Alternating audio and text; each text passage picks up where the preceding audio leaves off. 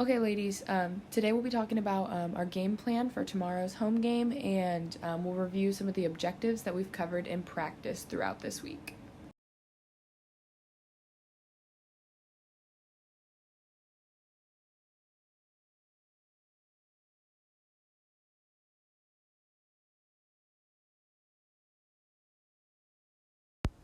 So first we'll talk about our defensive objectives. Like always, the objective is to control the rhythm of the game. We're going to focus on two things this week. We're going to focus on rebounding, so that is denying the opponent's second shot opportunities. It's really crucial that we do that. Oftentimes their first shot's not going to fall, and so if we give them that second shot, that's the one that's going to fall, especially if it's under the basket. So we're going to do that by boxing out, and then we're going to come out strong by eliminating their fast break scoring opportunities and a man-to-man full court press.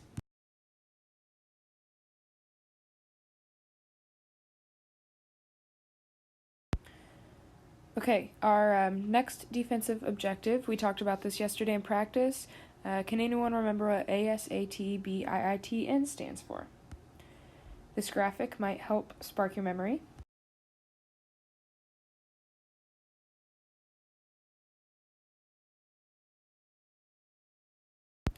This stands for as soon as the ball is in the net.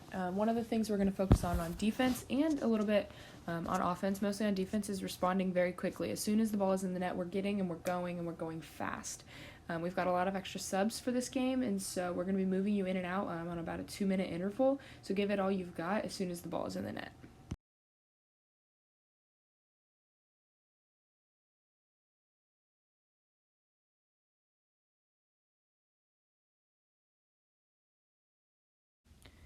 The third defensive objective we'll talk about is the cat and mouse game analogy, and I will let these graphics explain that to you, and we'll see if maybe one of you can remember and describe that back to me after watching.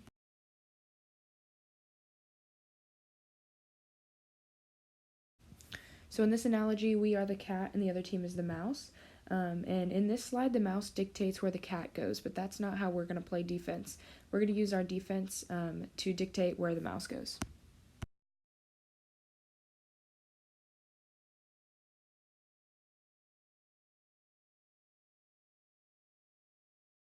So here we have the mouse sitting comfortably where he wants to be with the cheese, and but what we're going to do is we're going to move in and force him to move in the same way that when we are playing defense, girls are going to want to dribble with their right hand if they're dominant right hand. But what we're going to do is we're going to cut them off from that, and we're going to force them to make the uncomfortable decision and go left, because when they're uncomfortable is when they'll make mistakes. When they make mistakes is when we pick up that ball and we get to the other end of the court and we score.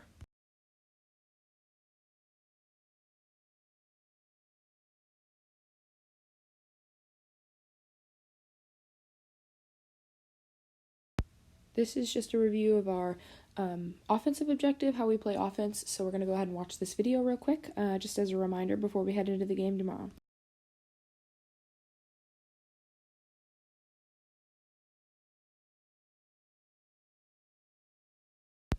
And lastly, here's the review of our press break. Like I said, we'll be coming out in a full court press, and there's a good chance that they will too, so I want to prepare you guys for that. So here's our press break review. So first we have the inbounder. That'll be typically a 4 position. Next we've got our ball handler, usually our point player. And then these two on the sides in the yellow and the green are our 2s and 3s. And then we're going to go ahead and put our 5 down at the other end when we're trying to score. Okay, so our 4 is going to make a pass to our ball handler, and they'll be on either side of the top where they are right there. Then a screen will come up. It could be from the green or the yellow, but I just chose the yellow this time. Off of that screen, the ball handler is going to dribble to the same side of the court that the screen came from. And then the screener is going to then roll.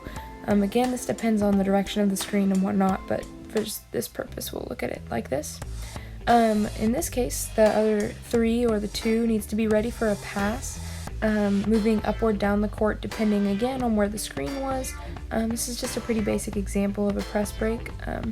And then the 5, their job's very simple. They just need to remain open for a long pass and be willing to move up and down the court if they need to, if we're getting too close to the